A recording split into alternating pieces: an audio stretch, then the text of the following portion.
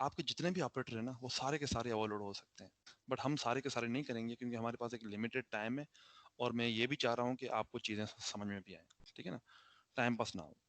तो limited time में limited चीज़ें सीखेंगे, बट तरीके से सीखेंगे। तो हम ये जितने भी अलजेब्रिक ऑपरेशन है, जो ये प्लस माइनस मल्टीप्लाई डिवाइड, हम ये इनको ओवरलोड कर लेंगे। और दूसरा हम जो है ना करेंगे प्लस प्लस इंक्रीमेंट, पोस्ट और pre increment, pre decrement, post increment, ये सारे करेंगे। डिक्रीमेंट, ठीक है ना, ये सारे करेंगे। और उसके अलावा ये जो आपके बूलियन ऑपरेटर्स होते हैं, double equal to, not equal to, इस टाइप के ऑपरेटर भी हम इसको ओवरलोड करेंगे, ठीक है। तो अगेन मैं उसी फ्रैक्शन की क्लास पे ही आता हूँ जो हमने लास्ट क्लास में की थी। मैं आपको रिमाइंडर अगर दिलवा दूं कि एक फ्रैक्शन की क्लास मैंने बनाई थी, उसमें न्यूमरेटर था, डिनोमिनेटर था, ठीक है। और अच्छा, आपकी असाइनमेंट जो होगी वो इसी के बेस पे होगी, बट ये जो आज मैं काम करवाऊंगा इसके बेस पे आपको एक थर्ड क्लास एक्टिविटी दी जाएगी, जिसको हम सीपी बोलते हैं। CP3 दी जाएगी जो आपने कल सबमिट करानी होगी।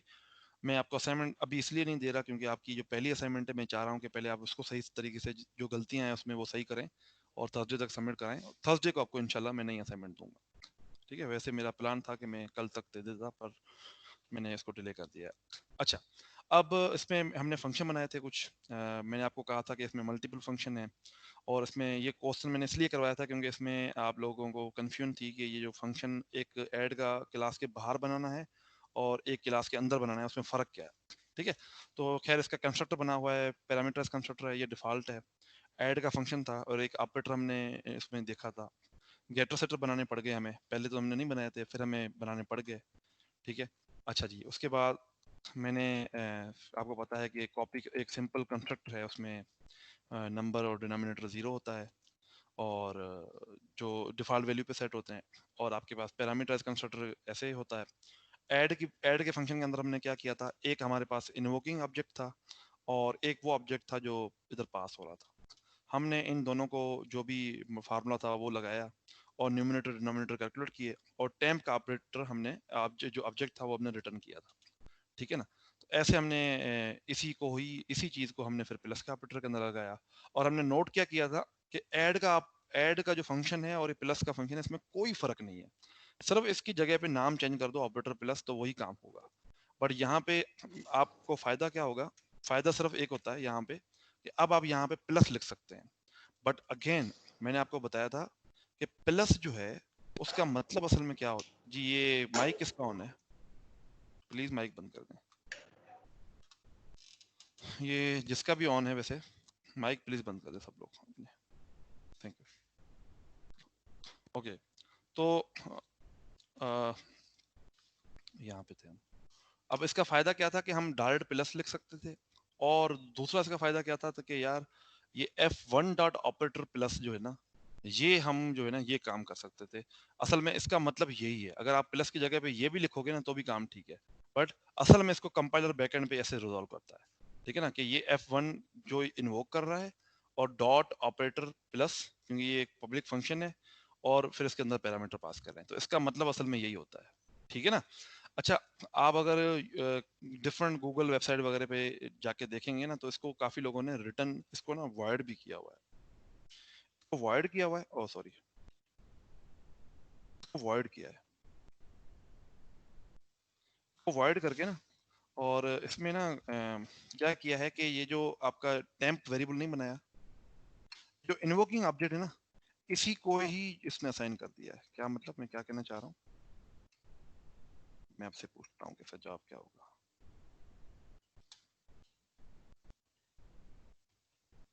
और इसको जो है ना इसने खत्म कर दिया ये, और इसका रिटर्न टाइप क्या हो गया है, वायर्ड हो गया है। अच्छा, अब आप में से मुझे कोई बताएगा कि ये क्या कहानी हमने की है, इससे क्या फर्क पड़ेगा। मैंने किया क्या है, मैंने सिंपल यहाँ पे कोई चीज रिटर्न नहीं की। ये जो जो भी फार्मूला लग रहा है, ये न्यूमरेटर जो है दिस वाले में और डिनोमिनेटर दिस वाले में रखा हुआ है। अब इधर चेंजिंग क्या आएगी, इधर ये चेंजिंग आएगी कि अब हम इसको रिटर्न कुछ भी नहीं कर सकते, हम सिर्फ ऐसे लिखेंगे बस, और ये काम करेगा बस, है ना। अब ये रिटर्न कुछ नहीं करेगा जी। अब आप मुझे बताएंगे कि इसमें और पुराने प्रोग्राम में क्या फर्क था। या क्या मसला होगा? शाबाश। अब ये चलेगा जी। पहले हम आई थिंक F3 को यूज करके F4 को यूज करके रिटर्न करवा रहे थे, अब हम डायरेक्टली F1 और F2 से करवा देंगे रिटर्न। नहीं, अब मेरा सवाल आपसे सिंपल ये है, वो तो देखो दिखने में भी आ रहा है ना। मेरा सिंपल सवाल ये है कि इस टेक्निक के थ्रू मसला क्या होगा, फायदा क्या फिर होगा? उस टेक्निक के थ्रू मसला क्या था और फायदा क्या था? F1 की वैल्यू चेंज हो जाएगी। अब देखें, अब मैंने जब ये लिखा है ना, इसका मतलब क्या है? इसका मतलब होगा F1 डॉट ऑपरेटर प्लस और इसके अंदर F2 पास हो रहा है, ठीक है। अब जो इन्वोकिंग ऑब्जेक्ट कौन सा है? F1 है, और चेंजिंग कहाँ पे हो रही है? ये सारी दिस के अंदर हो रही है, तो इसका मतलब है F1 की वैल्यू चेंज हो जाएगी। अब अगर आप सी आउट लिखें, C out F1 dot get let's suppose numerator get करते हैं, तो ये न्यूमरेटर जो है ना वो चेंज होगा। हालांकि F1 का न्यूमरेटर 5 है ना, और आप चला के इसको देखें तो F1 का न्यूमरेटर चेंज होगा, क्योंकि हमने इधर जो है वो दिस पॉइंटर यूज किया हुआ है और दिस के थ्रू हमने न्यूमरेटर चेंज कर दिया हुआ है।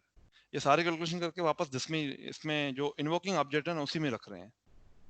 अब ये 57 हो गया है, तो इधर 57 तो नहीं था, इधर तो 5 था, तो ये काम खराब हो गया ना। तो आपने कभी देखा हो कि प्लस के अंदर हमने लिखा हो int b is equal to a plus b, जिसके अंदर हम ये वैल्यू ए के अंदर ऐड कर रहे हैं? ऐसा तो नहीं होता ना। तो अब इस चीज से मतलब बचने के लिए हमने क्या किया था कि हम जो है ना वो रिटर्न, अच्छा एक और भी चीज इसमें मसला होगा, हमने इस वैल्यू को फर्ज करें इसमें स्टोर करना था F4 में, वो भी हम नहीं कर सकते, क्योंकि इन दोनों का जो रिटर्न टाइप है ना, जो ये ऑपरेटर का रिटर्न टाइप है, वो रिटर्न टाइप कुछ भी नहीं है, वायर्ड है। तो वायर्ड चीज जाहिर सी बात है किसी चीज में रिटर्न नहीं होती, तो वो भी मसला करेगी। तो जो पुरानी टेक्निक है ना वही फायदेमंद है, इस टेक्निक का नुकसान ही है हमें। तो हमें हमेशा रिटर्न करना चाहिए जब भी हमें ऐसे कोई काम करें। तो यहाँ पे आपको समझ में आनी चाहिए कि ये रिटर्न हम क्यों कर रहे हैं, वायर्ड क्यों नहीं लिख रहे। तो क्योंकि ना असल में आप जब ये ना जब अगर गूगल करेंगे या आप इसको देखेंगे ना कहीं पे किसी बुक वगैरह में, तो कहीं कहीं बुक पे ना वो वायर्ड के थ्रू भी किया हुआ है, और वो वायर्ड के थ्रू गलत हो जाएगा। अगर आपने इस तरह से, अगर इस तरह से लिखना है ना, तो वो फिर काम खराब हो जाएगा, ठीक है। अब ये बिल्कुल परफेक्ट चलेगा, ठीक है, ठीक है। अब ये बिल्कुल परफेक्ट चलेगा। तो ये असल में था काम जो हमने लास्ट क्लास में किया था, ठीक है ना। अब आपसे मेरा सवाल ये है कि अगर मैं प्लस की जगह माइनस कर दूं तो मुझे बताएंगे क्या फर्क आएगा? सिर्फ फार्मूला में फर्क आएगा और कुछ भी नहीं होगा, ठीक है ना। ये फाइन, ये इधर माइनस आ जाएगा, बाकी ये सारा सेम रहेगा, न्यूमरेटर चेंज होगा, डिनोमिनेटर अगेन वही का वही रहेगा, ठीक है। अब मल्टीप्लाई करूं तो आपको पता है फ्रैक्शन को मल्टीप्लाई करने का तरीका है अपना एक, ठीक है ना। वो मल्टी ऊपर वाले न्यूमरेटर न्यूमरेटर से मल्टीप्लाई होता है, डिनोमिनेटर डिनोमिनेटर से मल्टीप्लाई होता है। और डिवाइड में क्या होता है? अगर मैं एक आपके सामने एक एग्जांपल करूं, लेट सपोज मैं कुछ वैल्यू ऐसे लेता हूं जो कि डिवाइड भी हो सके। इधर 3 ले लेता हूं, इधर ले लेता हूं 12, और इधर ले लेता हूं लेट सपोज 15, ठीक है। अब ये दो हैं, अगर फर्ज करें हम इस पे वो लगाते हैं, इन दोनों को मल्टीप्लाई करना है, तो ये है 3 divide by 6 multiply by 12 divide by 15। तो ये कितना बन जाएगा आपके पास? ये क्योंकि मल्टीप्लाई का साइन है, तो मल्टीप्लाई का साइन सी में ऐसे होता है। अच्छा, तो 3 मल्टीप्लाई 12 कितना होता है? 36। और ये कितना होता है? 6 मल्टीप्लाई बाय 15। आप लोग सो रहे हैं कि सुन रहे हैं मुझे यार? तो मेरे ख्याल से 90 होता है शायद। अब इसमें तेरा ख्याल रख देगा 90। मतलब 6 मल्टीप्लाई बाय 5 15, इसमें 90 है यार, सीधा बात है। अच्छा जी, अब इसको रिड्यूस फॉर्म में लाना जो है ना वो जीसीडी या एलसीएम के थ्रू, ये आपका काम है। ये एक फंक्शन था जो आपने बनाना था, वो उस पर मैं नहीं जा रहा। अच्छा जी, अब यहाँ तक तो बिल्कुल ठीक है कि मल्टीप्लाई ऐसे होती है इसमें, तो आपको क्या करना पड़ेगा? न्यूमरेटर न्यूमरेटर के साथ मल्टीप्लाई, डिनोमिनेटर डिनोमिनेटर के साथ। इसी तरह से अगर आप एक काम और करते हैं, और वो काम क्या है? वो काम ये है कि अगर फर्ज करें आप 3 डिवाइड बाय 6 और यहाँ पे डिवाइड का साइन देते हैं आप, लेट सपोज, और ये 12 डिवाइड बाय 15 है। तो अब इसमें क्या होता है कि आपने सबसे पहले पहले इसको उल्टा करना होता है, आपको अगर याद हो तो इसको हमें पहले उल्टा करना है। और यहाँ पे मल्टीप्लाई का साइन आ जाएगा, 15 ऊपर चला जाएगा और 12 नीचे आ जाएगा, ठीक है। और फिर हम इसको इसके साथ मल्टीप्लाई कर सकते हैं, ये कितना हो जाएगा 45 और ये कितना हो जाएगा 72। ठीक है। तो इस तरह से आप कर सकते हैं, ठीक है ना। इसका मतलब ये हुआ कि ये न्यूमरेटर जो है ना ये डिनोमिनेटर से मल्टीप्लाई हो रहा है और ये डिनोमिनेटर न्यूमरेटर से मल्टीप्लाई हो रहा है, ठीक है। तो ये कहानी है सारी, ये आप लोगों को पता होनी चाहिए, आई होप कि आपको पता होगी। अब आप लोगों ने एक काम करना है, ये फ्रैक्शन की क्लास मैंने आपके सामने खोली हुई है, ठीक है।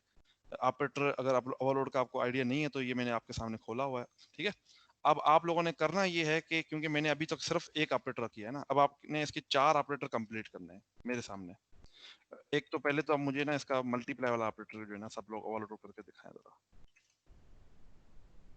f let's suppose 3 is equal to f1 multiplied by f2, इसको जरा करके दिखाएं जरा, शाबाश। ये मल्टीप्लाई का ऑपरेटर ओवरलोड नहीं हुआ, इसको करके मुझे भेजें जल्दी जल्दी ताकि मैं फिर देखूं कि आप लोग करें, तब तक मैं अटेंडेंस लेता हूँ, बल्कि मैं अटेंडेंस नहीं लेता, ये खुला हुआ सर क्वेश्चन है जी जी बताएं। सर ये जो ये अभी आपने ऑपरेटर प्लस या एडिशन का हमने एक फंक्शन बनाया हुआ है सर, इसमें एक थोड़ी बस एफिशिएंसी की तरफ थोड़ा सा लेके जाना चाह रहा हूँ मैं ये कहना चाह रहा हूँ जब हम रिटर्न कर रहे हैं, एक्चुअली रिटर्न टाइम कर रहे हैं क्लास का जो ऑब्जेक्ट बनाया हुआ है सर, इधर एक डिस्ट्रक्टर कॉल होगा, ठीक है, और इधर एक कॉपी कंस्ट्रक्टर भी कॉल हो रहा है, ऐसा हो रहा है ना, ये अगर देखें टैम्प है ये हो रहा है सर, फिर इसमें टाइम कंज्यूमिंग ज़्यादा नहीं हो रही क्योंकि हमने इतने बनाया है, जब बार बार कॉल करेंगे उनको। इसका हल क्या? सर इसका हल सिंपल, जो हमने एक निक नेम का पढ़ा था उसमें क्या कर रहे थे, पता है क्या आएगा, आप जो बात कर रहे हैं ना कि आप इधर एंड लगाते हैं, आप में से कोई बता सकता है कि अगर मैं इधर एंड लगा दूं क्या इशू आएगा? तो वो फंक्शन उसका फिर कॉपी सेंड नहीं होता ना? नहीं सर इधर इशू एक्चुअली ठीक है, वो क्या आएगा सर इशू अभी ये तो साइंटेक्स का इशू आ रहा है ना, आपने वो नहीं फ्रैक्शन इसको तो छोड़े ना, मैं ये नहीं पूछ रहा कि ये तो आपको पता है ना कि मैंने उधर .h फाइल में चेंजिंग नहीं सर एक्चुअली होगा इधर ये कि जो टैम्प है ना उसका एक निक नेम बन के रिटर्न होगा। नहीं इशू क्या होगा?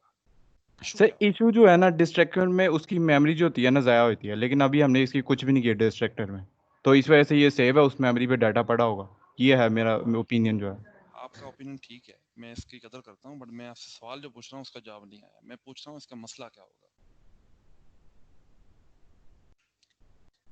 अच्छा मसला ये होगा कि ये जो टेम्पररी है ना, आपको पता है इसका स्कोप कहाँ से लेके कहाँ तक है, इस ब्रैकेट से लेके इस ब्रैकेट तक, ठीक है? क्या होगी जी बिल्कुल ठीक है। अच्छा ये सुन ले, अभी मेरा जवाब पहले सुन ले फिर आपकी बात में सुनता हूँ।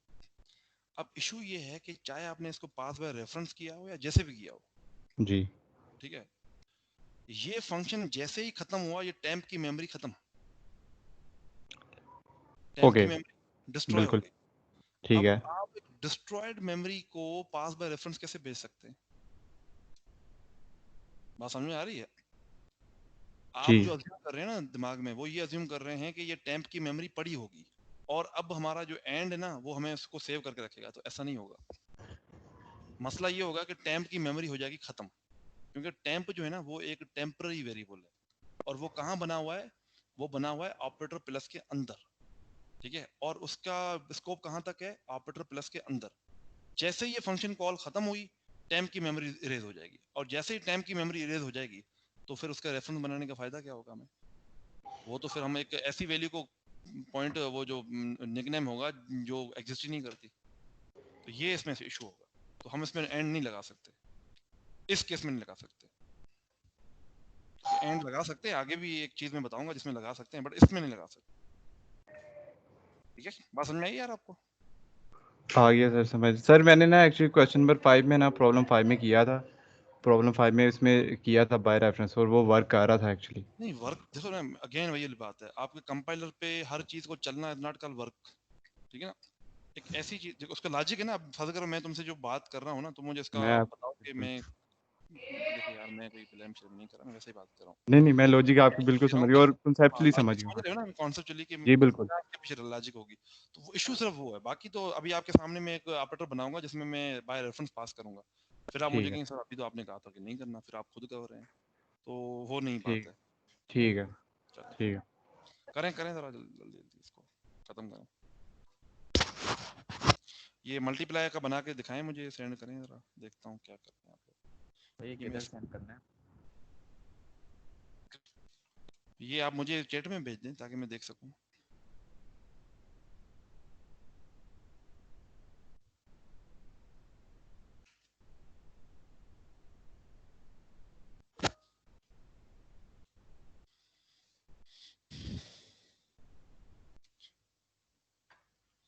ये हुज़ैफा ने मुझे भेजा है और वो बिल्कुल ठीक है।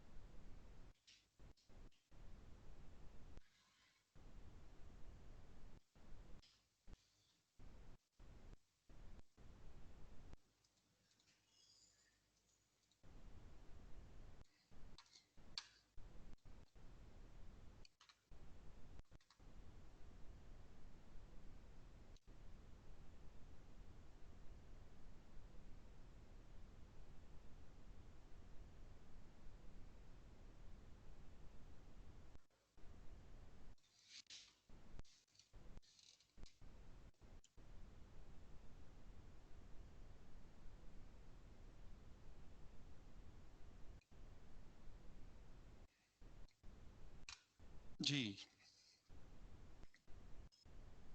मीशा मीशा ने भेजा है, मीशा ने भी ठीक किया हुआ है। ये बहुत ही सिंपल काम था, इसमें वैसे कोई मुश्किल काम नहीं है। जैसे ये बाकी लोग भेज रहे हैं तो आप भी भेज सकते हैं।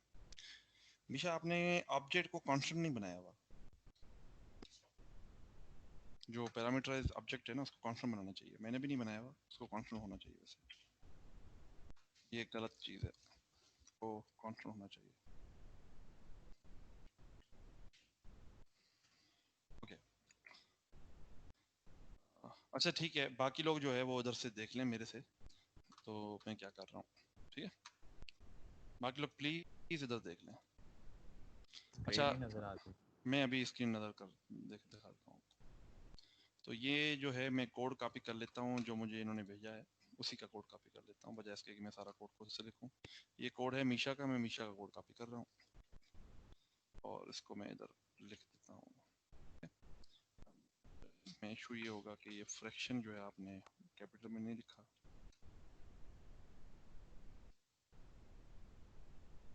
जो है वो बाकी इसमें सब कुछ ठीक है। इसको कॉन्स्टेंट बनाना चाहिए आपको। अब हम इसको जो है वो इसको कॉन्स्टेंट बनाना चाहिए ना पैरामीटर को। मैंने भी गलत किया है, आपने भी गलत किया है, तो हम इधर ख़त्म करते हैं। अब ये ठीक है, तो ये अब आ गया आपके पास। ठीक है, तो किया क्या है मीशा ने ये किया है सिंपल कि न्यूमरेटर को न्यूमरेटर से मल्टीप्लाई किया है, डिनोमिनेटर को डिनोमिनेटर से किया है। तो मल्टीप्लाई के अंदर यही तो बताया था मैंने कि ये न्यूमरेटर न्यूमरेटर से मल्टीप्लाई होगा, डिनोमिनेटर डिनोमिनेटर से होगा, और अल्लाह अल्लाह खैर सला। सिंपल, आपका एक टेम्परेरी वेरिएबल रिटर्न हो जाएगा और यहाँ पे मल्टीप्लाई का जो है ना वो चल जाएगा। ठीक है, तो ये तो बहुत ही सिंपल काम था अगर आपने इसको कर लिया हो तो। ठीक है, अच्छा जी, ये बात समझ में आ गई सबको कि ये मल्टीप्लाई का जो है वो कैसे चल रहा है? जी स्टूडेंट्स, सर ये एक बार दोबारा जरा दिखा दें। दिखा दूं, ये है यार ये कोड इसका। आप फार्मूला में तो कंफ्यूज नहीं है, फार्मूला तो बहुत सिंपल है इसका कि जो ऑब्जेक्ट हम पास कर रहे हैं उसका न्यूमरेटर ये वाला, और जो हमारा इन्वोकिंग ऑब्जेक्ट लेट्स सपोज वो ये वाला है, इसका न्यूमरेटर, दोनों को करें मल्टीप्लाई, तो जो जवाब आएगा वो न्यूमरेटर बन जाएगा। ठीक है, और इन दोनों को मल्टीप्लाई करें आपस में डिनोमिनेटर, तो वो आपका डिनोमिनेटर बन जाएगा। इसको रिटर्न कर दें, एक ऑब्जेक्ट आपका रिटर्न हो गया, सिंपल। तो यहाँ पे F3 के अंदर न्यूमरेटर और डिनोमिनेटर अगर आप इसको प्रिंट करवाएं, F3 का न्यूमरेटर और फिर साइन लगाएं डिवाइड की, और यहाँ पे आप लिखें F3 का जो है डिनोमिनेटर। तो आपको जो जवाब मिलना चाहिए, क्योंकि हमने वैल्यू ये वही रखी हुई है, तो हमें जवाब मिलना चाहिए 36 डिवाइड बाय 90। तो इसका जवाब 36 डिवाइड बाय 90 आना चाहिए। ये एरर किस चीज की है?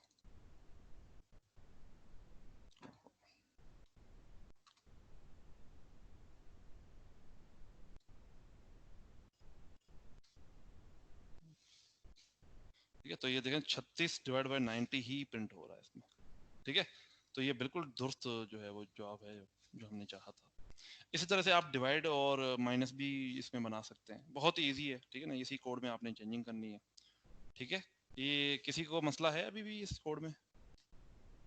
जी सर, थोड़ा सा सर ये जरा बता देंगे, ये ऑब्जेक्ट डॉट नम आपने जो लिखा है, ये बेसिकली जो ऑब्जेक्ट है सर उसका न्यूमरेटर 3 यानी जो है।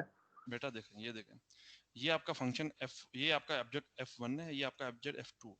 ठीक है, अब मल्टीप्लाई के अंदर हम कर क्या रहे हैं, f1 मल्टीप्लाई बाय f2। अब मैंने आपको बताया था कि असल में इसके पीछे जो कहानी होती है वो क्या होती है, वो ये होती है f1 डॉट ऑपरेटर जी, डॉट ऑपरेटर f2 और यहाँ पे इसमें f2 पास हो रहा होता है। अब जो आपका ऑब्जेक्ट है ना, ये असल में f2 है। ठीक है, और ये दिस पॉइंटर जो है ना, वो असल में आपका क्या है, ये f1 है। ठीक है, अब हम कर क्या रहे हैं, obj.num, मतलब ये जो ऑब्जेक्ट है इसका न्यूमरेटर मल्टीप्लाई बाय दिस का न्यूमरेटर, मतलब जो f1 है उसका न्यूमरेटर, इन दोनों को मल्टीप्लाई किया और एक टेम्पररी ऑब्जेक्ट बनाया है टेम्प, उसके न्यूमरेटर में रख दिया। इसी तरह से डिनोमिनेटर का किया है। और जब ये कैलकुलेशन हो गई सही। तो इस टेम्पररी ऑब्जेक्ट को हम रिटर्न कर रहे हैं, जो कि हमें रिटर्न होके किस में आएगा, जो कि रिटर्न होके इसमें आ जाएगा, f3 में आ जाएगा। ठीक है, f3 में आए। बस खत्म, ये मैंने किया अभी तक। सही हो गया सर। ठीक है, अच्छा अब अगर मैंने आपको एक चीज बताई थी कि कुछ चीजें बाय डिफॉल्ट कॉल होती हैं।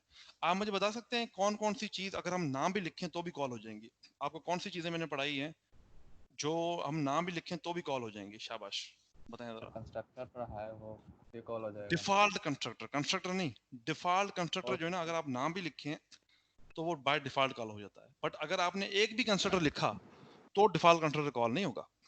ठीक है ना, अच्छा जी, उसके बाद और कौन सी चीज है जो बाय डिफॉल्ट कॉल हो जाती है?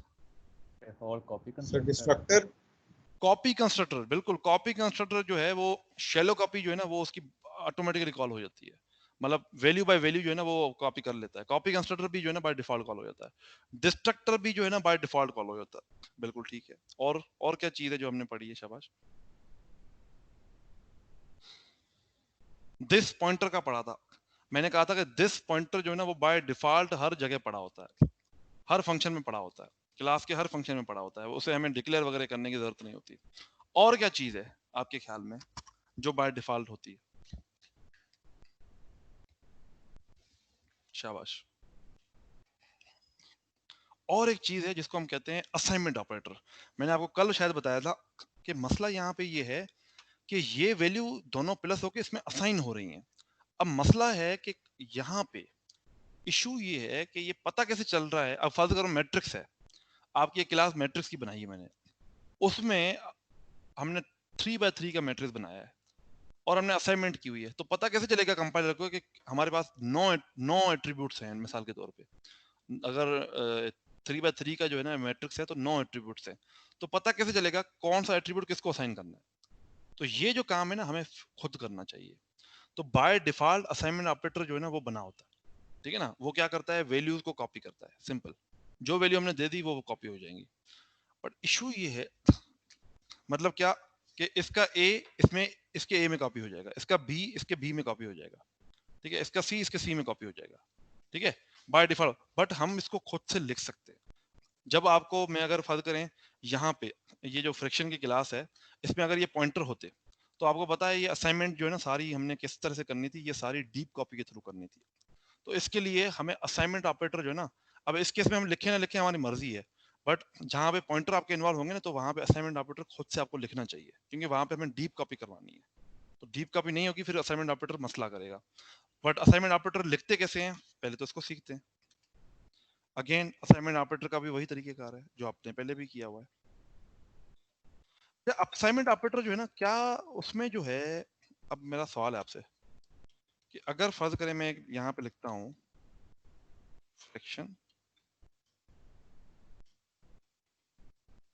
f3 is equal to f1, मुझे बताएं कि यहाँ पे असाइनमेंट ऑपरेटर कॉल होगा?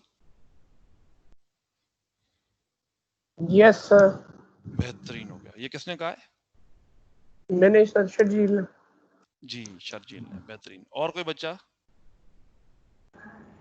सर यहाँ पे मेरे ख्याल से इनिशियलाइजर है, तो कॉपी कंस्ट्रक्टर को कॉल नहीं होना चाहिए। बेहतरीन। ये किसने बोला अभी? सर उमर। उमर, तुमने बिल्कुल जबरदस्त बात की। शर्जील आप गलत हैं, उमर ने बिल्कुल ठीक कहा है। गलत इसलिए हैं क्योंकि मैंने शायद कल या परसों, जब भी एक दिन 2 दिन हो गए हैं, आपको बताया था कि जब भी कंस्ट्रक्टर कॉल होता है, कंस्ट्रक्टर कब कॉल होता है? जब ऑब्जेक्ट क्रिएट होता है। यहाँ पे कौन सा ऑब्जेक्ट क्रिएट हो रहा है? F3 क्रिएट हो रहा है। तो F3 जब भी ऑब्जेक्ट क्रिएट होता है ना, तो सिर्फ और सिर्फ एक ही चीज कॉल होती है, उसे हम कहते हैं कंस्ट्रक्टर। हम यहाँ पे ये अज्यूम नहीं करेंगे कि F3 के लिए डिफॉल्ट कंस्ट्रक्टर कॉल हो रहा है और फिर ये असाइनमेंट हो रही है। ऐसे नहीं होता। मैंने आपको बताया था कि F3 को आप इस तरह भी लिख सकते हैं। ये लिखना और ये लिखना सेम चीज है। तो यहाँ पे कॉपी कंस्ट्रक्टर कॉल होगा, यहाँ पे आपका असाइनमेंट ऑपरेटर कॉल नहीं होगा, क्योंकि सर ऑब्जेक्ट यहाँ पे क्रिएट हो रहा है। जी ऐसे कर सकते हैं fraction f3 equal to f1 plus f2, इस वक्त क्या कॉल होगा? उस वक्त भी आपका कॉपी कंस्ट्रक्टर ही कॉल होगा। ऐसे कह रहे हो ना तुम?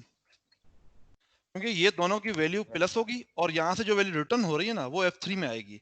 बट अगेन यहाँ पे कॉपी कंस्ट्रक्टर ही कॉल होगा, क्योंकि कॉपी हो रही है ना इसमें। हम एक नया ऑब्जेक्ट, देखो मसला यहाँ पे नहीं है, मसला यहाँ पे आगे तुम कितनी भी बड़ी इक्वेशन लिख दो, इशू ये है कि ये ऑब्जेक्ट क्रिएट इधर हो रहा है।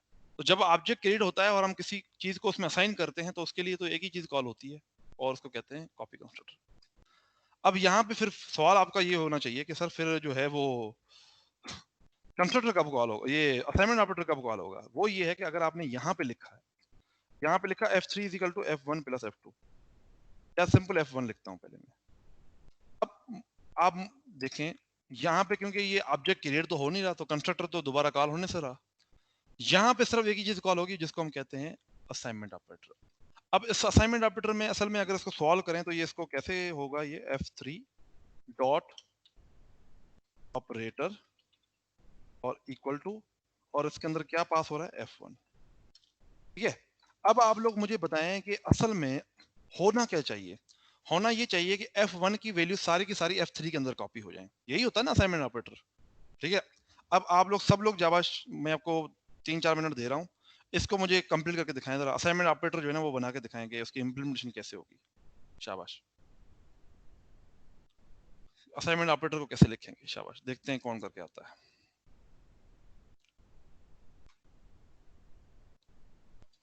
तब तक मैं अटेंडेंस लेता हूँ।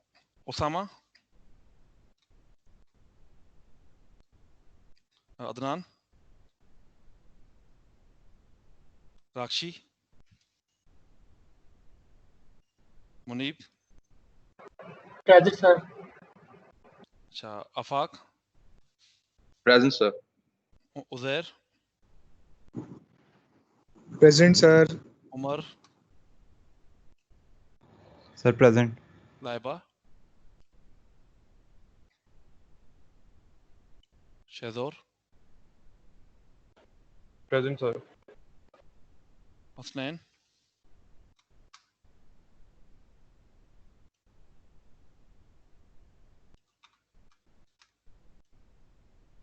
Usman,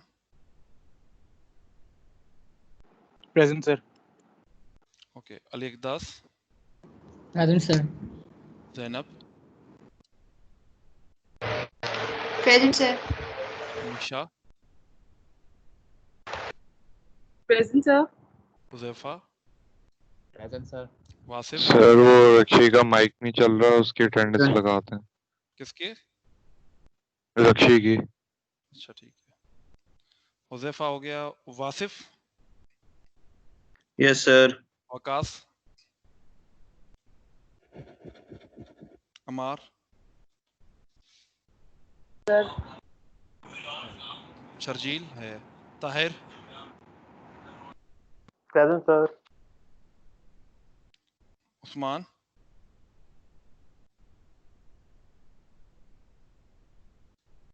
Shabi, Present. Answer Uzvi, Present, sir. Sir, Hafiz, present. हाँ ठीक है, Hafiz Turab, present sir. Haseeb, Present, sir. Mateen,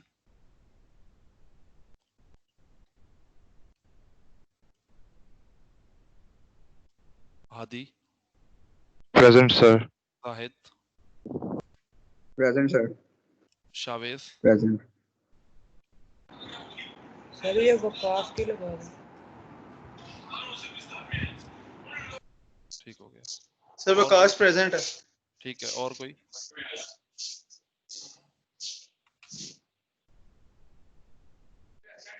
आप लोग जिनका माइक नहीं काम करता ना, वो इधर चैट में, जो इधर चैट होती है ना, उधर कर दिया करें। ऐसे अलग से मुझे मैसेज करोगे तो मैं से स्किप हो गया तो इधर कोई ना कोई स्टूडेंट देख लेगा। माइक प्लीज बंद कर दें अपने।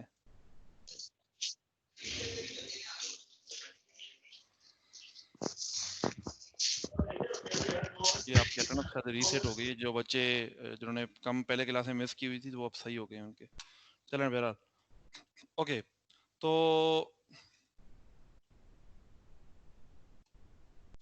शर्जील ने मुझे कुछ भेजा हुआ है। नहीं, ये क्या है? शर्जील, आप क्या पूछना चाह रहे हैं? ये आपने ये भेजा है। सर इसमें यही बताया कि कॉपी कंस्ट्रक्टर नहीं है, ये असाइनमेंट ऑपरेटर यानी यूज हो रहा है। जी जी, तो यही आपने पूछा। अच्छा। ये उस्मान, कांस्टेंट जो है ना, तुमने बीच में लगा दिया। कांस्टेंट पहले लगता है, फ्रैक्शन से पहले लगता है। जी सर, वो समझ गए। चलें, तुम्हारा ऑपरेटर तो ठीक लग रहा है, पर इसमें एक इशू है, वो भी देखते हैं। माशाल्लाह, ये तो अब रेफरेंस के साथ आ गया है बंदा। ये कहता है रेफरेंस के साथ होगा असाइनमेंट ऑपरेटर, और पास भी बाय रेफरेंस होगा। हाँ यार, ये पैरामीटर जो है ना, जो भी पैरामीटर हैं वो सारे बाय रेफरेंस होने चाहिए पास। ये बिल्कुल ठीक कहा आपने। ये एंड होना चाहिए, ये भी एंड होना चाहिए। ये तो बिल्कुल ठीक है, क्योंकि इसके लिए फजूल में कंस्ट्रक्टर कॉल ना हो। तो दूसरा आप कहते हैं कि इसको दिस में रखो और फिर इसको बाय रेफरेंस जो है वो आप रिटर्न करें। अच्छा आफाक साहब, आप सुन रहे हैं मुझे? Yes sir. आफाक, यार अगर मैं इधर जो है वो एंड हटा दूं तो क्या होगा?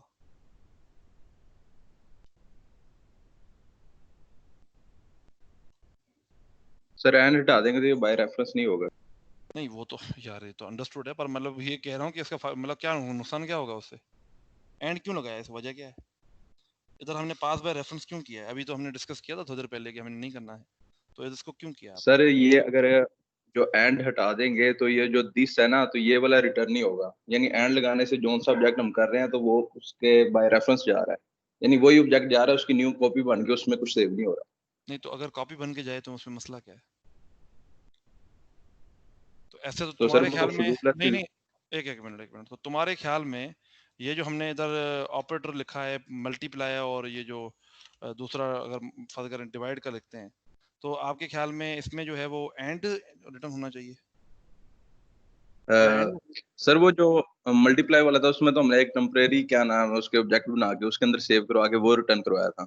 हाँ तो तो पहली सर बात ये तो तो मेरा असाइनमेंट सवाल ये ऑपरेटर है कि इसमें इसमें रिटर्न ही क्यों करवाना है? रिटर्न क्यों करवाना है? मतलब ये चीज अगर इसमें आ गई तो खत्म होगी बात। इसमें रिटर्न क्यों करवाना है? आपने रिटर्न क्यों करवाया हुआ है? ये कोड आपने खुद लिखा है? है। ये सर लिखा तो खुद है, गलत है सर। नहीं वैसे ही पूछ रहा हूँ, क्योंकि मुझे ना रीजन समझ में नहीं आ रही। आपने इसको रिटर्न क्यों किया है? इसमें वॉइड क्यों नहीं लिखा आपने? ये सर आगे वो समझ, असल में वो पिछले ऑपरेटर में वो उसके अंदर असाइन ना। जी, तो लाइबा जो है वो, यानी उनको जो है ना वो समझ में आ गई है कि ये वो असल में जवाब देना चाह रही हैं। और लाइबा, आपका जवाब बिल्कुल ठीक है यार। आफाक, आपका कोड बिल्कुल ठीक है। देखो अगेन, मसला ये है कि आप मेरे पास एक ऐसी चीज ले आए जो बिल्कुल ठीक हो, बट आपको उसकी जस्टिफिकेशन ना आती हो ना, इसका मतलब ये है कि दो चीजें हो सकती हैं। या तो आपने कोड कहीं से उठाया है, या तो ये है कि आपने लिख दिया है बट आपको पता कुछ नहीं है। कॉन्सेप्ट वाइज पता नहीं है। तो अब इशू ये है कि आपने जो जो ये कोड लिखा है ना, ये बिल्कुल एक्यूरेट कोड है, बिल्कुल एक्यूरेट कोड है। अब इसमें कोई मसला नहीं है, मैं आपको बताता हूँ कि इसकी जस्टिफिकेशन क्या है। इसको वाइड टाइप नहीं होना चाहिए, और लाइबा ने वैसे इसका जवाब दे दिया है कि इसको वाइड क्यों नहीं होना चाहिए। मैं बताता हूँ लाइबा क्या कह रही है। पहले मुझे इस ऑपरेटर को इसमें इंक्लूड करने दें। ठीक हो गया, तो कॉपी कर लेते हैं और इधर से खत्म कर देते हैं और इधर से भी खत्म कर देते हैं और 10 सेमीकोलन लगा देते हैं। ठीक है, इधर जो है फिर इसको पेस्ट करते हैं। अब यहाँ पे असल में मसला ये है, अगर आपने ये दो अगर किया ना, फिर तो आफाक का कोड जो है ना वो मतलब अगर यहाँ पे वाइड होता तो वाइड का मतलब क्या है, वाइड का मतलब है कि ये इसमें कॉपी हो जाए, ये इसमें कॉपी हो जाए, खत्म हो गई बात। तो वाइड यहाँ तक तो वाइड चल जाएगा, वो बिल्कुल ठीक है। पर अगर मसला ये है कि अगर यहाँ पे जैसे ये लाइबा ने लिखा है कि अगर हम ऐसे लिखना चाहें a is equal to B is equal to C, फिर क्या होगा? देखो ना, यहाँ पे आपने लिखा f3 is equal to f1 is equal to f2। अब ये जो है ना नहीं चलेगा अगर वाइड होगा। क्यों नहीं चलेगा? क्योंकि देखो ये दोनों चीजें ना ये कैसे रिजॉल्व होंगी, मैंने आपको बताया था कि ये रिजॉल्व होंगी f1 डॉट ऑपरेटर पेमेंट का, और इसके अंदर क्या पास हो रहा है, f2 पास हो रहा है। फिर ये सारा एज ए पैरामीटर पास हो रहा है किसे, f3 को, f3 dot operator equal to. ये असल में ऐसे रिजॉल्व हो रहा है पीछे बैकएंड पे। अब इशू ये है कि अगर ऐसे रिजॉल्व हो रहा है तो ये जो चीज है ये अगर कुछ रिटर्न नहीं करेगी, तो अगर ये वाइड होगी तो ये तो चलेगा ही नहीं, क्योंकि इसको तो पैरामीटर चाहिए ना। वो पैरामीटर अगर है ही नहीं, क्योंकि आपके पास आपको ये जो असाइनमेंट का ऑपरेटर है इसमें एक पैरामीटर जा रहा है ना, वो पैरामीटर अगर होगा ही नहीं फिर तो काम खराब हो जाएगा। तो उससे बचने के लिए हमने क्या किया है, यहाँ पे रिटर्न किया हुआ है कि सिंगल इक्वल के लिए तो ठीक है, बट डबल इक्वल जब ये दो दफा ऐसे आ गया फिर आपका ये जो ना ये अगर आप वाइड करेंगे ना ये नहीं चलेगा। तो इसलिए आपने वाइड किया हुआ है। अच्छा, दूसरी ये मैंने सवाल ये पूछा है कि यहाँ पे एंड क्यों लगाया है। अब जैसे पहले किसी ने मुझसे डिस्कशन की थी कि यहाँ पे एंड लगना चाहिए, फिर मैंने उसको कहा कि एंड नहीं लगना चाहिए। अब मैं अपनी बात से फिर यूटर्न ले रहा हूँ कि नहीं, यहाँ पे लगना चाहिए, प्लस में नहीं लगना चाहिए, यहाँ पे एंड लगना चाहिए। अब वो बच्चा मैदान में आ जाए और मुझे बताया कि यहाँ पे एंड क्यों लगना चाहिए। जी, यहाँ पे एंड सर लगाना क्यों चाहिए? सर ऑब्वियसली यहाँ पे फिर कंस्ट्रक्टर दोबारा कॉल होगा ना, इस वजह से हमने बाहर ये मतलब वजह कहने का देखो, मतलब एंड की वजह सिर्फ यही नहीं होती कि हमने नहीं कंस्ट्रक्टर को दोबारा कॉल नहीं करना। चले वो हम कहते हैं कि वो कोई मसला नहीं है। सर न्यू मेमोरी ना बनेगी। हम ये कहना चाह रहे हैं कि इसकी इसी मेमोरी जो दिस है इसी को इसका एक दूसरा नाम रख देंगे, सिंपल। बिल्कुल नहीं, बिल्कुल नहीं, बिल्कुल भी नहीं, बिल्कुल भी नहीं।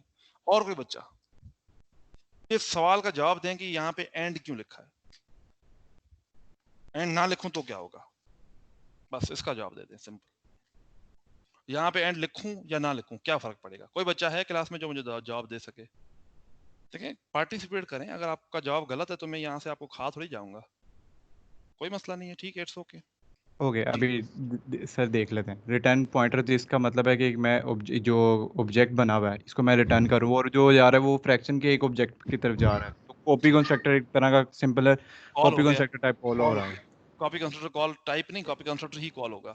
जी ये कॉपी कॉल हो कंस्ट्रक्टर गया, कॉल, फिर इससे मसला बिल्कुल। क्या है? मसला क्या है इससे? सर एक न्यू मेमोरी बना रहे हैं, उसका कोई फायदा नहीं है। नहीं, एक मिनट, नहीं, एक minute. New memory is not always a problem, ठीक है, वो एक एफिशिएंट कोड की बात आ गई। ओके यहाँ पे इस वजह से नहीं दे रहे कि हम न्यू मेमोरी का मसला है, यहाँ पे किसी और वजह से दे रहे हैं, और वो वजह क्या है बताएं। सर वहाँ पे एक पॉइंटर हम रिटर्न कर रहे हैं तो वो उसका एक पॉइंटर, एक मिनट, पॉइंटर तो कहीं भी रिटर्न नहीं हो रहा यार। सर वो जो ये स्टैटिक है ऑब्जेक्ट रिटर्न हो रहा है भाई। सर अब ये तो नहीं कह रहे। एक मिनट, ये दिस जो है ना, दिस एक पॉइंटर है और उसके आगे एस्टेरिक लगा दिया, मतलब क्या, हम एक ऑब्जेक्ट रिटर्न कर रहे हैं। यहाँ पे ऑब्जेक्ट रिटर्न हो रहा है, दिस के ऊपर एस्टेरिक लगाने का मतलब क्या है कि हम यहाँ पे एक ऑब्जेक्ट रिटर्न कर रहे हैं, तो उसका मेमोरी शमरी से कोई ताल्लुक ही नहीं है। अगर यहाँ पे ये यूं लिखा होता ना और इधर लिखा होता कि फ्रैक्शन पॉइंटर, फिर आपकी बात ठीक है कि भाई चलें हम, उसमें कोई मसला होगा इस वजह से। बट यहाँ पे तो वो बात ही, पॉइंटर की तो बात ही नहीं हो रही। यहाँ पे स्टैटिक जिसका मतलब है कि हम ऑब्जेक्ट रिटर्न कर रहे हैं। आप स्ट्रक्चर के पॉइंटर बनाएं और उसके ऊपर स्टैक लगा दें, तो इसका मतलब क्या है, हम कि वो पूरा स्ट्रक्चर रिटर्न कर रहे हैं। तो नॉर्मली हम ऑब्जेक्ट, देखो ना, आपने इधर से देखना है, इधर आप इधर क्या लिखा हुआ है, ये फ्रैक्शन, तो फ्रैक्शन क्या है, एक ऑब्जेक्ट है या पॉइंटर है? ऑब्जेक्ट है। तो ये बात तो गलत है कि सर यहाँ पे पॉइंटर का ताल्लुक ही नहीं है, और कोई वजह है, वो वजह क्या है बताएं। शाबाश, मेरे वो वजह ख्याल क्या से है? जी जी A ji. equal to B equal to C शायद काम ना करे, शायद उसे मत नहीं, जाना। अब देखो ना, ये तो तूने नजम सेठी वाला जवाब दे दिया ना कि सर शायद वो काम ना करे। मैं आपसे सवाल तो यही पूछ रहा हूँ ना, डेप्थ में पूछ रहा हूँ। डिस्कशन ही यहाँ पे ये चल रही है कि ये क्यों नहीं वर्क कर सकता। अगर आप कह रहे हैं ना कि वर्क नहीं करेगा, तो वजह क्या है? आपके पास रीजन होनी चाहिए ना। आप लोग कंप्यूटर साइंटिस्ट हैं, आप लोग नजम सेठी थोड़ी है कि कुछ भी कह दें ना। आप पॉलिटिकल बंदे हैं, हर चीज साइंस होती है प्रूफ से। तो बताएं जी साइंटिस्ट नहीं।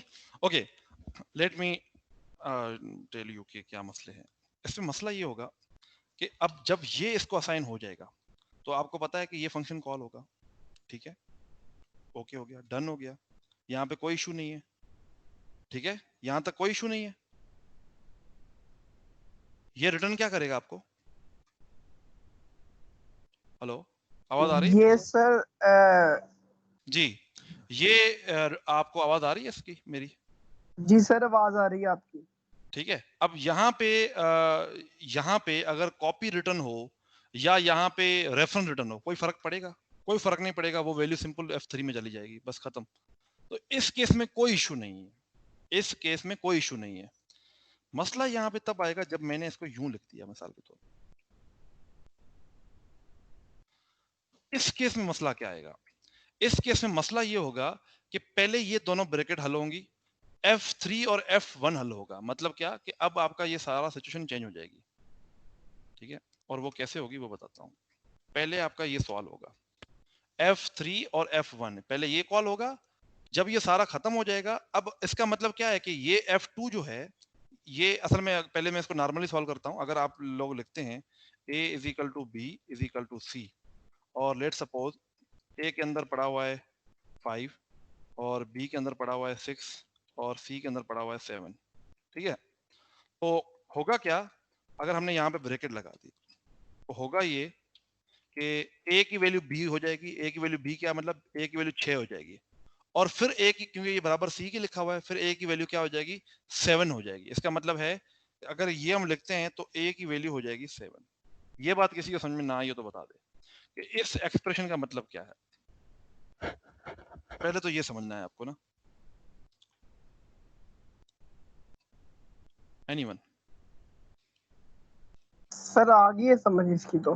ठीक है, अच्छा, इसकी समझ में अगर आ गई है ना, तो यहाँ भी हमने यही काम करना है कि आपके पास ये वैल्यू इसमें आ गई, उसके बाद ये वैल्यू इसमें डालनी है।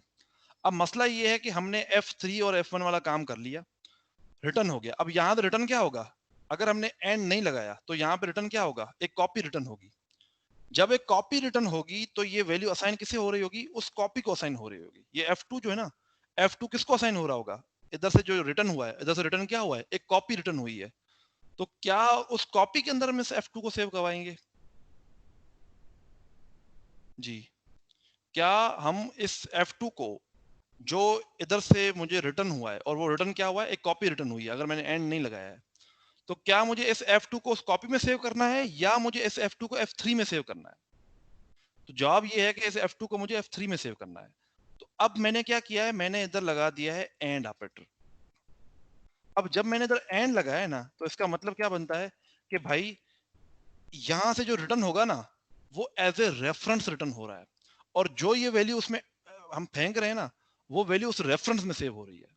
तो रेफरेंस में सेव होने का मतलब है कि ये वैल्यू F3 के अंदर सेव हो रही है, ठीक है ना। क्योंकि यहाँ पे हम रिटर्न क्या कर रहे हैं, रिटर्न कर रहे हैं दिस को।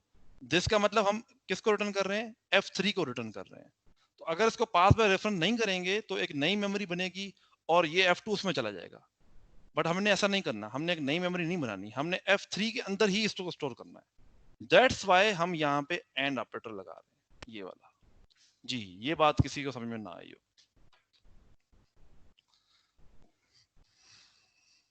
जी, एनीवन? ये तो समझ आ गया, लेकिन इसकी अंदर वाली वर्किंग भी समझा दें एक दफा। अंदर वाली वर्किंग से मुराद?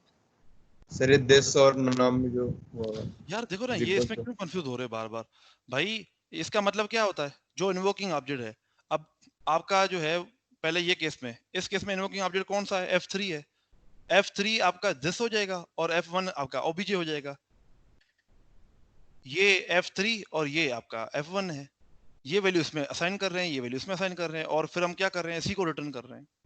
मतलब क्या कि हमने क्या किया है, F3 के अंदर वैल्यू करके असाइन और F3 को ही रिटर्न कर दिया है। खत्म होगी बात। यही किया हमने इसमें असाइनमेंट ऑपरेटर के अंदर। हमने असाइनमेंट ऑपरेटर के अंदर यही होता है ना कि हमने क्या करना है, इस तरफ वाली की वैल्यू, अगर मैं इस चीज को खत्म कर दूं, F1 की वैल्यू को हमने F3 में रखना है। तो F3 क्या है? Invoking object. तो हमने यहाँ पे क्या किया है, यहाँ पे इन्वोकिंग ऑब्जेक्ट जो है उसके अंदर हमने ये वैल्यू असाइन कर दी है, सिंपल, और उसी को रिटर्न कर दिया। और उसको रिटर्न क्यों किया अभी मैंने बताया। बात समझ में आई? इससे कंफ्यूज ना हुआ करो, ये पता नहीं दिस क्या मतलब, ओबीजे मतलब क्या, इससे परेशान ना हुआ करो जी। यहाँ तक क्लियर है सबको? सर जो पैरामीटर में कांस्टेंट और रेफरेंस केस है, ये कॉपी को अवॉइड करने के लिए किया है।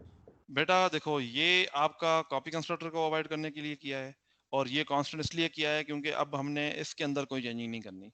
ऐसा ना हो कि हम obj.num के, क्योंकि obj.num का मतलब है कि हमने सिर्फ ये वैल्यू इसको असाइन करने के लिए इस्तेमाल कर रहे हैं, ठीक है। तो हम अगर यहाँ पे obj.num के अंदर चेंजिंग करना शुरू कर दें कि obj.num इज इक्वल टू 5, तो वो गलत है। इसलिए हमने इसको रीड ओनली कहा है कि ये ऑब्जेक्ट से सिर्फ हमने रीड करनी है वैल्यूज, इसके अंदर चेंजिंग कोई नहीं करनी। क्योंकि अगर मैं कहता हूं कि एक चीज दूसरे में कॉपी करनी है, तो इसका मतलब है जिसको हमने कॉपी करनी है उसमें तो कोई चेंजिंग नहीं आनी चाहिए ना। अब जिसके अंदर कॉपी करनी है उसके अंदर बेशक चेंजिंग आए, बट जिसको कॉपी करना है उसको तो नहीं कुछ करना हमने ना। एक अरे है जिसमें सुनील लिखा हुआ है, वो आपको किसी और अरे में फेंकना है, तो उस अरे में तो कुछ ना करो ना जिसमें सुनील लिखा हुआ है। उसमें आप कोई चेंजिंग करोगे तो फिर ये तो काम खराब हो जाएगा। तो दैट्स वाई इसको कॉन्स्टेंट किया हुआ है जी। Any other question? शाबाश जी। Any other question? No? Okay sir ये जरा एक बार दोबारा थोड़ा सा रिपीट कर देंगे, ये जो फ्रैक्शन के साथ जो एंड लगाया आपने, उसमें आपको समझ में क्या चीज नहीं आ रही, पहले तो वो बताएं कहाँ पे सर कंफ्यूज हुए? सर इसमें वो सर दूसरा कोड खोलेंगे जो फ्रैक्शन और दिस लिखा हुआ था। हाँ जी सर, इसमें ये था कि जो देखें, अगर आप इसको करते हैं, ब्रैकेट्स लगाई थी जो आपने, F1 इक्वल्स टू F2 किया था और फिर ब्रैकेट लगाई थी, फिर इक्वल टू F3 किया था। तो सर आपने उसमें ये बताया था कि ये सबसे पहले वो ब्रैकेट को सॉल्व करेगा और जो F3 की वैल्यू होगी वो F1 में कन्वर्ट करेगा, असाइन करेगा, उसे कॉपी करेगा, सॉरी बिल्कुल आपने ये कहा था वैल्यू इसमें कॉपी असाइन हो करेगा जाएगी, असाइन होगी, मतलब कॉपी से मुराद असाइन होगी, ठीक है। और जी, असाइन होगी। तो सर अगर इन केस हम अगर एंड वो नहीं यूज करते, तो फिर आपने कहा था कि ये F3 की जो वैल्यू है वो चेंज हो जाएगी। नहीं नहीं नहीं नहीं, ये यहाँ से तुम गलत समझे हो। अब मसला ये है कि चाहे आप एंड लगाओ चाहे ना लगाओ, ये F1 F3 के अंदर सक्सेसफुली कॉपी हो जाएगा, ठीक है। जी सर। अब अगर तुमने एंड नहीं लगाया, अगर एंड नहीं लगाया ना, तो यहाँ से दिस रिटर्न हो रहा है। दिस का मतलब क्या रिटर्न हो रहा है? दिस का मतलब आपके पास यहाँ पे F3 रिटर्न हो रहा है, क्योंकि इन्वोकिंग फंक्शन एन F3 है ना। अच्छा, अब F3 जो है रिटर्न हो गया, और रिटर्न हो गया मतलब क्या है, वो किसी उसकी एक कॉपी बनेगी। रिटर्न का मतलब है कि हम एक कॉपी बना रहे हैं, वो कॉपी जो है ना मेमोरी में कहीं पड़ी हुई है। लेट्स सपोज हमने एक मेमोरी बनाई है, एक आपके पास F1 की मेमोरी है, एक आपके पास F2 की मेमोरी है, और एक आपके पास F3 की मेमोरी है, ठीक है। ये तीन मेमोरी आपके पास है। अब मसला ये है कि होना ये चाहिए कि F1 के अंदर जो चीजें पड़ी हुई हैं वो आपकी इधर F3 के अंदर आ जाएं, वो आ गई सारी वैल्यूज। अब असल में जब ये ब्रैकेट सॉल्व हो ना, उसके बाद ये F2 की वैल्यू F3 में आनी चाहिए।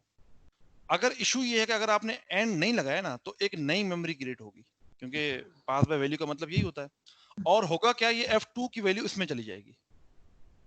बट हमने ये काम थोड़ी करना है, हमने तो इसको इधर फेंकना है, इसको इधर फेंकना है। हमने करना ये है कि ये जो है ना, ये सारी चली चीजें इधर चली जाए। तो हमने क्या किया है कि इसको पास बाय रेफरेंस किया है। जब हम इसको पास बाय रेफरेंस करते हैं, इसका मतलब है कि ये जो नई मेमोरी है इसका तो कॉन्सेप्ट ही नहीं आएगा, क्योंकि नई मेमोरी तब बनती है जब हम कॉपी कंस्ट्रक्टर कॉल करते हैं। जब हमने एंड लगा दिया इसका मतलब नई मेमोरी तो बनेगी ही नहीं, तो नई मेमोरी के वजूद का बात ही खत्म हो गई। और जब नई मेमोरी नहीं बनेगी तो जाहिर सी बात है F3 के अंदर जाएगा। F3 में जो है, ठीक हो गया। तो ये F2 F3 में इस वजह से हमने किया है। थैंक सर, आप समझ आ गए। ओके जी, और कोई बच्चा, कोई इशू? अच्छा, जैसे आपने ये किया ना वैसे आप बूलियन भी अप्लाई कर सकते हैं। मतलब क्या कि मैं यहाँ पे लिखूं if F1 double equal to F2 और यहाँ पे लिख दूं सी आउट यस दे आर, और अदरवाइज क्या लिखूं कि not equal else not equal. अब आप में से कोई मुझे बताएगा कि अब ये एरर क्यों दे रहा है? ये एरर इसलिए दे रहा है क्योंकि भाई F1 और F2 के लिए ये ऑपरेटर डिफाइन ही नहीं है। तो अगेन वही कहानी। शाबाश, सब लोग अब इस डबल इक्वल को करें जरा, ओवरलोड करें जरा, कैसे करते हैं देखते हैं। डबल इक्वल ऑपरेटर को ओवरलोड करें जरा, मैं देखना चाहता हूं कि इसकी रिटर्न टाइप वगैरह आप क्या लिखते हैं। वैसे आपके ख्याल में इस फंक्शन की रिटर्न टाइप क्या होनी चाहिए? बूलियन होगी। अच्छा, ऑब्जेक्ट नहीं होनी चाहिए? चलें करें जरा, देखते हैं क्या करते हो। यार ये सिर्फ 2-3 लोग ही भेज रहे होते हैं, बाकी लोग क्या कर रहे हैं? गलत तो लिखे ना, कुछ कुछ लिखें तो सही ना।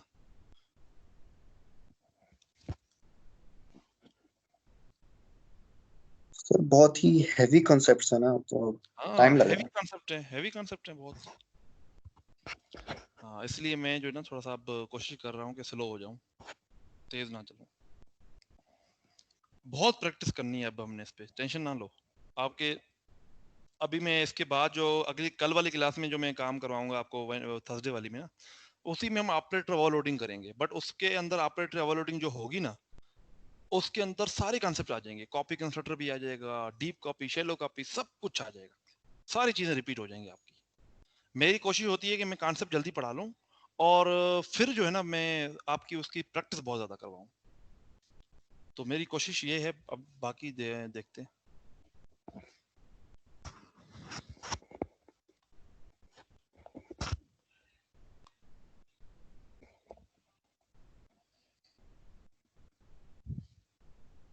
ये कोड मैं आप लोगों के साथ शेयर इसलिए नहीं कर रहा तो क्योंकि आप कॉपी पेस्ट ना करें चीज़ों को, बट ये है कि ये अगर कहें तो मैं फ्रैक्शन की क्लास शेयर कर देता हूँ, कर ही देता हूँ बल्कि, क्योंकि इसको एक दफ़ा देख तो लेना कम से कम, फिर आप उसमें बेशक एडिशन करें।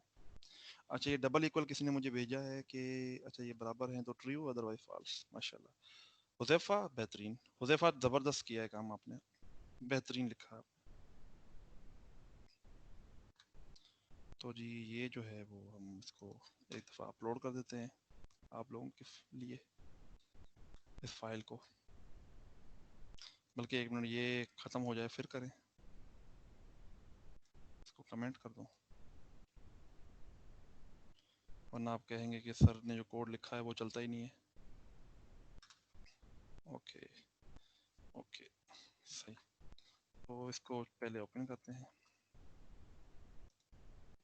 चलें जी अब इसको अपलोड कर देते हैं, फ्रैक्शन और फ्रैक्शन।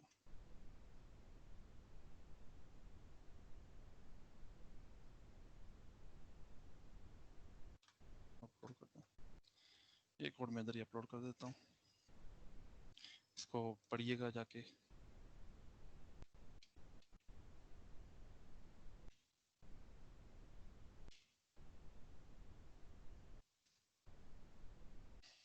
इसकी सोर्स फाइल भी अपलोड कर देते हैं।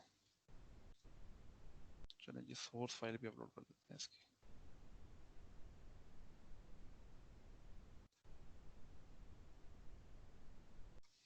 ओके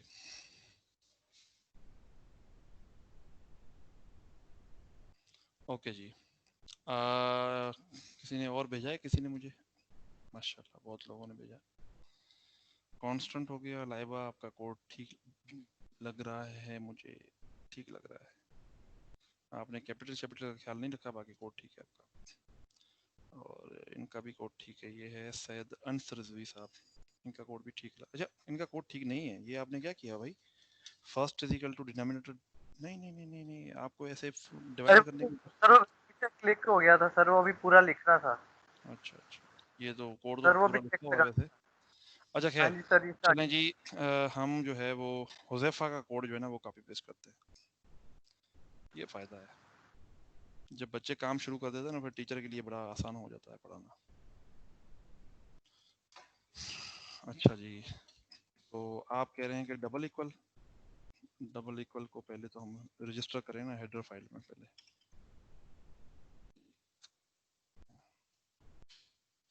जी, इसने क्या किया हुआ है, इसने ऑपरेटर का जो है वो लिखा हुआ है एक फंक्शन और डबल इक्वल का, और इसमें ऑब्जेक्ट पास किया हुआ है और बूल टाइप का रिटर्न है। चले, बूल इसलिए होना चाहिए क्योंकि यार देखो ना, सिंपल सी बात है, इसमें मतलब सवाल बनता ही नहीं है। ये दोनों, ये जब फंक्शन कॉलिंग खत्म हो इधर, जब ये ऑपरेटर रिजॉल्व हो, तो यहाँ पे क्या आना चाहिए? यहाँ पे ट्रू या फॉल्स आना चाहिए। तो ट्रू फॉल्स का मतलब क्या आता है? बूल। तो ये बिल्कुल ठीक है जी। उसके बाद अगर आप यहाँ पे देखें तो इन्होंने क्या किया हुआ है, ये टेम्प कहाँ से आ गया आप जी? ये टेम्प कहाँ से आ गया हुज़ैफा? टाइम तो नहीं बनाया, ये और तुमने सर लिखा वो है, मैंने थोड़ी लिखा है। ट्रेस करना था सर, सॉरी सर। दिस का न्यूमरेटर जो है वो बराबर हो ऑब्जेक्ट के न्यूमरेटर से, एंड दिस का न्यूमरेटर जो डिनोमिनेटर है वो बराबर हो आपका, यहाँ पे मैंने इसका डी नम नहीं लिखा होता, डी लेन लिखा था सिर्फ, तो इस वजह से ये एरर दे रहा है। ओके, तो ये अगर ये बराबर हो तो ट्रू हो, अगर ये बराबर नहीं है तो एल्स लिखने की जरूरत ही नहीं है, वो अदरवाइज फॉल्स हो, क्योंकि ये ट्रू अगर चल गया तो नीचे वाला तो चलेगा नहीं, तो इस तरह एल्स लगाने की खास जरूरत नहीं है। लगाना चाहते हैं तो लगा दें, मुझे कोई एतराज नहीं है। तो ये दोनों अगर बराबर हैं तो आपने क्या लिखना है, यहाँ पे इफ चल जाएगा, अगर बराबर नहीं है तो F1 और F2 को पहले बराबर करके देख लेते हैं कि ये बराबर हो, ताकि मैं आपको दिखाऊं कि ये चल रहा है या नहीं चल रहा। चलें जिसको चलाते हैं, ये कमेंट कर देते हैं।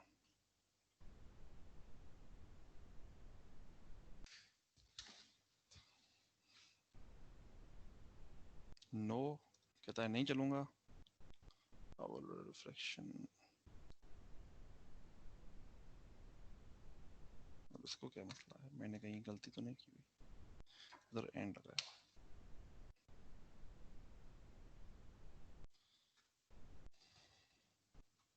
अभी भी error, operator evaluator must not found friction must member function। हाँ जी भाई, सर वो हेडर फाइल का है, हेडर फाइल में कोई गलती की हमने। अच्छा ये एंड, हाँ अब ठीक है। ये जो एंड शेंड में आपको समझा रहा था ना, वो यस दे आर इक्वल, बिल्कुल ठीक है। तो 3 और 6 और ये बराबर है आपस में। अब मैं क्या करता हूँ, मैं एक छोटी सी चेंजिंग कर देता हूँ, इधर 6 लिख देता हूँ। अब ये बराबर हैं नहीं है, ये 3/6 है और ये 6/6 है, तो ये बराबर नहीं है आपस में, नॉट इक्वल, बिल्कुल ठीक है। ठीक है, तो ये डबल इक्वल का ऑपरेटर जो है वो काम कर गया। इसी तरह से आप नॉट इक्वल का ऑपरेटर बना सकते हो, ग्रेटर देन का भी ऑपरेटर बना सकते हैं, लेस देन का भी ऑपरेटर बना सकते हैं, आप कोई भी ऑपरेटर बना सकते हैं, आपकी मर्जी है जो बनाए। ठीक है, बस चिल करें, जिंदगी चिल करें। अब आप सारे ऑपरेटर बनाना सीख गए सिवाय सिवाय इंक्रीमेंट और डिक्रीमेंट ऑपरेटर के, क्योंकि इंक्रीमेंट डिक्रीमेंट ऑपरेटर में ना एक थोड़ा सा शुगल है, वो मैं आज नहीं बताऊंगा, वो मैं कल बताऊंगा थर्सडे वाले दिन। बट उसमें एक छोटा सा मसला है, वो मैं आपको बताऊंगा कि वो मसला क्या है। बट आप लोग अब सारे ऑपरेटर, जितने भी ऑपरेटर हैं वो सारे कर सकते हैं। अब आप लोगों का जो क्लास एक्टिविटी है वो मैं वैसे तो इसको फॉर्मली अपलोड कर दूंगा, इस कोड को भी कर दूंगा इसमें से चीजें, और जो आपने करना है वो भी लिख दूंगा। आपने फ्रैक्शन की क्लास के लिए सारे के सारे ऑपरेटर, ठीक है, सारे के सारे ऑपरेटर आपने कवर करने हैं। ग्रेटर देन हो गया, लेस देन हो गया, प्लस मैंने कुछ तो मैंने कर दिए, प्लस हो गया, माइनस हो गया, इक्वल टू हो गया, डबल इक्वल टू हो गया, नॉट इक्वल टू हो गया। ये सारे के सारे ऑपरेटर जो है ना आपने फ्रैक्शन की क्लास के लिए लिखने हैं, और इसको as a class activity 3 upload करना है बिफोर द नेक्स्ट क्लास। और नेक्स्ट क्लास आपकी है थर्सडे को 12:30 बजे। 12:30 बजे से पहले पहले आपने इसको अपलोड करना है, ठीक है। तो ये एक सिंपल काम है, क्योंकि इसमें मेजर काम तो मैंने कर दिया है, फाइल भी आपके साथ शेयर कर दी हुई है, तो आपको इतनी ज़्यादा सर खपाई नहीं करनी है। बस देने का पर्पस सिर्फ ये है कि आप